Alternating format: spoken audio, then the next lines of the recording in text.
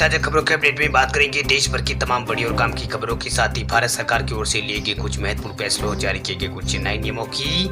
इसके अलावा आरबीआई ने बैंकों के लिए बदले ये नियम हटा दी है। 9 साल तक लगी ये पाबंदी, लाखों ग्राहकों को होगा फायदा। आखिर क्या है पूरी खबर बताएंगे आपको इस अपडेट में। साथ ही 10 करोड़ किसानों के लिए खुशखबरी, इस दिन प्रधानमंत्री मोदी जारी करेंगे पीएम किसान सम्मान निधि योजना की 8वीं किस्त। आखिर क्या है पूरी खबर बताएंगे आपको इस अपडेट में। साथ ही रेल यात्रियों के लिए एक बहुत ही जरूरी खबर निकल कर आ रही है, इस खबर को जानेंगे पूरे विस्तार से। साथ ही अब गांवों में पहुंचा है कोरोना, राजस्थान के ग्रामीण इलाकों में इतनी बड़ी आबादी में दिखे हैं लक्षण। आखिर क्या है पूरी खबर बताएंगे आपको इस अपडेट में। साथ ही कोरोना कर्फ्यू और लॉकडाउन को लेकर भी कुछ बड़ी खबरें निकल कर आ रही है, सामने बताएंगे एक एक करके इस अपडेट में। साथ ही आज की तमाम बड़ी और काम की खबरों की बात करेंगे इस अपडेट में। बात करते हैं आज की पहली बड़ी खबर की, तो 10 करोड़ किसानों के लिए खुशखबरी, इस दिन प्रधानमंत्री मोदी जारी करेंगे पीएम किसान सम्मान निधि योजना की 8वीं किस्त। प्रधानमंत्री किसान सम्मान निधि योजना की 8वीं किस्त का इंतजार कर रहे किसानों के लिए बड़ी खबर सामने आई है। पिछले साल दिसंबर में इस योजना के तहत किसानों को 7वीं किस्त मिली थी। अब चुनाव और कोरोना महामारी के कारण 8वीं किस्त में देरी हुई है, लेकिन अब किसानों का इंतजार खत्म होने वाला है। कृषि मंत्रालय के मुताबिक प्रधानमंत्री नरेंद्र मोदी 14 मई यानी शुक्रवार के दिन सुबह 11 बजे किसानों से बातचीत करेंगे, यानी बात वो करेंगे। इसके बाद प्रधानमंत्री किसान सम्मान निधि योजना की जो 8वीं किस्त है वो यहाँ पर जारी करेंगे। वही पीएम किसान सम्मान निधि योजना के तहत रजिस्टर्ड किसानों को इस संबंध में मंगलवार की सुबह यहाँ पर मैसेज भी आया है। वही मैसेज में लिखा है कि माननीय प्रधानमंत्री श्री नरेंद्र मोदी 14 मई 2021 को 11 बजे किसानों के साथ बातचीत करेंगे और पीएम किसान सम्मान निधि योजना की अगली किस्त यहाँ पर जारी करेंगे। इस कार्यक्रम में आप पीएम इंडिया webcast.nic.in अथवा दूरदर्शन के माध्यम से सीधे पीएम मोदी से आप जुड़ सकते हैं। आप इस कार्यक्रम में सम्मिलित होने के लिए सादर आमंत्रित है, ऐसा यहाँ पर इस मैसेज में लिखा हुआ है। वहीं लोकसभा चुनाव 2019 से पहले 24 फरवरी 2019 को प्रधानमंत्री मोदी ने इस योजना की शुरुआत की थी। हालांकि 1 दिसंबर 2018 से इस योजना को प्रभावी माना गया है। पहली बार 3 करोड़ 16 लाख 5,539 किसानों को 2,000 रुपए की किस्त मिली थी। अब तक इस योजना में करीब 10 करोड़ से अधिक किसान रजिस्टर्ड हो चुके हैं। वहीं दिसंबर में जारी हुई दिसंबर में जारी हुई किस्त में 10 करोड़ 70 लाख किसानों को ये किस्त मिली थी। वही वित्त वर्ष 2020-21 के अप्रैल और मई में मिलने वाली किस्त में सबसे ज्यादा किसानों को पैसा मिला था। इस दौरान सरकार ने कुल 10 करोड़ 48 लाख 55 हजार से अधिक किसानों के खाते में 2,000 रुपए भेजे थे। वही पीएम किसान सम्मान निधि योजना की 7वीं किस्त 25 दिसंबर 2020 को यहाँ पर रिलीज हुई थी। तब प्रधानमंत्री मोदी ने 9 करोड़ किसानों के खाते में ये पैसा एक साथ जारी किया था। अब तक 10 करोड़ 71 लाख 10 करोड़ 71,707 किसानों के बैंक अकाउंट में पैसा भेजा जा चुका है। वह दिसंबर 2019 से मार्च 2020 तक 8 करोड़ 55 लाख 15,225 किसानों को पैसा यहाँ पर मिला है। चलिए बात करते हैं अगली खबर की, तो आरबीआई ने बैंकों के लिए बदले नियम हटा दिए। 9 साल तक लगी ये पाबंदी, लाखों ग्राहकों को इससे होगा फायदा। देश के प्राइवेट बैंक भी अब सरकारी व्यवसायों में हिस्सा ले सकेंगे। इसे लेकर भारतीय रिजर्व बैंक ने संशोधित दिशा निर्देश यहाँ पर जारी कर दिए है, यानी अब प्राइवेट बैंक सरकारी व्यवसाय को शुरू कर ज्यादा कमाई कर सकते हैं। दरअसल सरकार के बैंकिंग के कामकाज अब तक सिर्फ सरकारी बैंक के जरिए ही संपन्न होते थे, इसमें निजी बैंकों की भागीदारी बिल्कुल नहीं थी। तब फरवरी 2021 में वित्त मंत्रालय ने प्राइवेट सेक्टर के बैंकों को सरकारी व्यवसाय के आवंटन पर सितंबर 2012 में लगाए गए प्रतिबंधों को हटाने का ऐलान किया था। वित्त मंत्री निर्मला सीतारमण ने कुछ महीने पहले अपने सोशल मीडिया प्लेटफॉर्म पर एक पोस्ट में उन्होंने ये कहा था कि प्राइवेट बैंक भी अब सरकार के बैंकिंग कामकाज में शामिल हो सकेंगे। इसका फायदा ये होगा कि प्राइवेट बैंकों पर लगी रोक हटाने से ग्राहकों की सुविधाएं बढ़ेगी और कंपटीशन बढ़ेगा और ग्राहकों को बेहतर सेवा मिल सकेगी। अब बात करते हैं अगली खबर की, तो हरियाणा सरकार की बड़ी घोषणा, गरीबी रेखा से नीचे कोरोना मरीजों को मिलेगा 5,000 रुपए। हरियाणा सरकार ने कोरोना संक्रमण की वजह से प्रभावित गरीबी रेखा से नीचे आने वाले लोगों को आर्थिक मदद देने का ऐलान हरियाणा सरकार ने किया है। वहीं हरियाणा के गृह मंत्री अनिल विज ने कहा है कि सरकार उन लोगों को 5,000 रुपए की मदद देगी जो होम आइसोलेट है।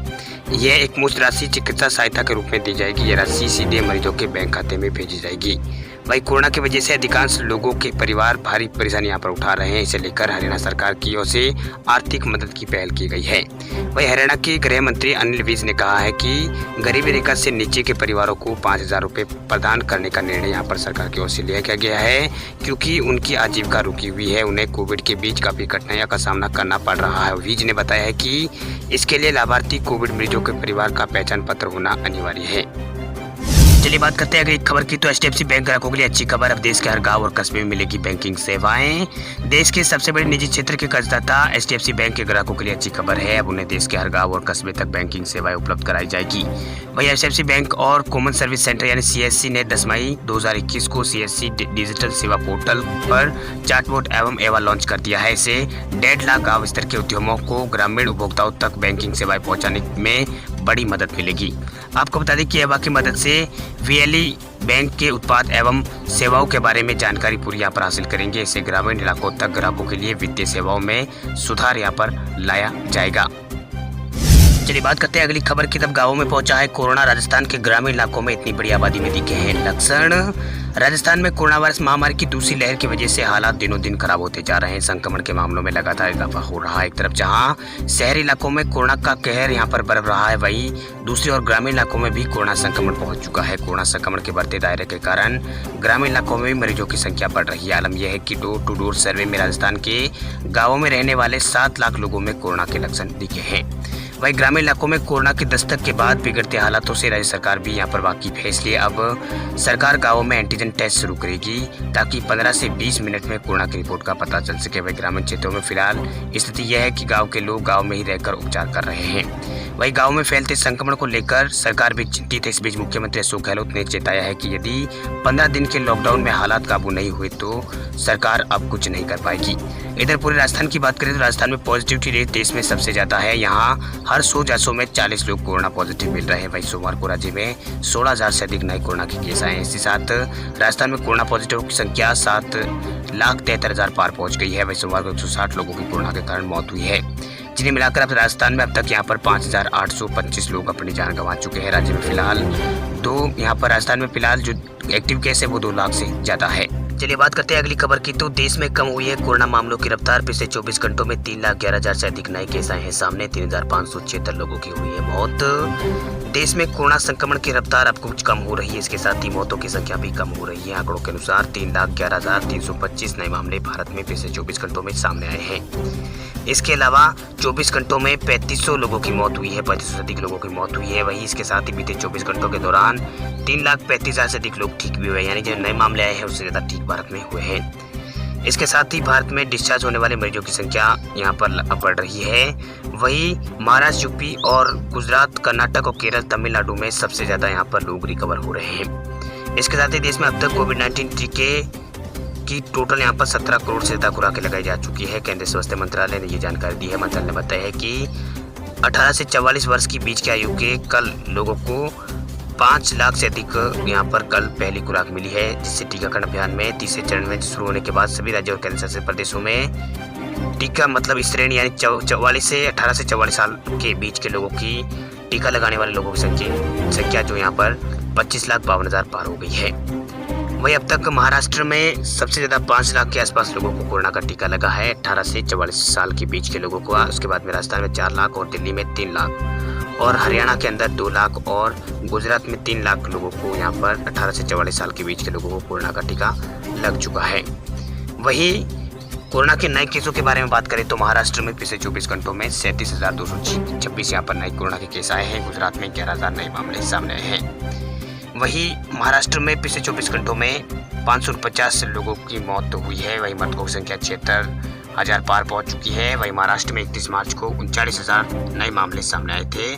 दूसरी तरफ महाराष्ट्र में सोमवार को 61,000 लोगों को अस्पताल से छुट्टी भी दी गई है, जिसके बाद ठीक हो चुके लोगों की संख्या 44 लाख पार हो चुकी है। वही बात करें गुजरात की तो गुजरात में पिछले 24 घंटों में 11,592 नए मामले सामने आए हैं। अब तक यहाँ पर संक्रमितों की संख्या 6,92,000 पार पहुंच चुकी है। इस अवधि में 117 लोगों की यहाँ पर मौत हुई थी पिछले 24 घंटों के अंदर। वही यहाँ पर गुजरात में जो कोरोना मरीजों की संख्या है वो यहाँ पर 7 लाख के करीब पहुँच गई है। वही बात करें तमिलनाडु की, तमिलनाडु में पिछले 24 घंटों में 28,000 से ज़्यादा नए मामले सामने आए हैं, जिससे राज्य में संक्रमण कुल मामलों की संख्या 14 लाख पार हो चुकी है।